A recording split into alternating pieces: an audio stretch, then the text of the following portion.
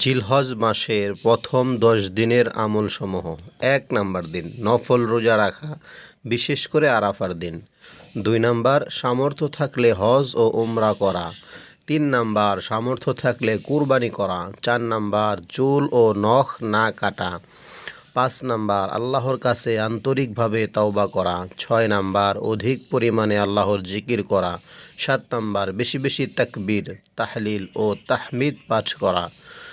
8 number সকল প্রকার গুনাহ থেকে বিরত থাকা। 9 নাম্বার বেশি বেশি নফল ইবাদত করা। 10 নাম্বার দিন বেশি বেশি দান সদকা করা। আল্লাহ তাআলা আমাদের সকলকে জিলহজ মাসের প্রথম তারিখ থেকে 10 তারিখ পর্যন্ত আমাদের সকলকে ইবাদতের মধ্যে বেশি সময় দেওয়ার, আরও মনোযোগী হওয়ার, ইবাদতে মশগুল হওয়ার তৌফিক দান করুন। সদকায়ে জারিয়ার নিয়তে ভিডিওটি অপরের কাছে পৌঁছে দিবেন। আসসালামু আলাইকুম ওয়া রাহমাতুল্লাহ।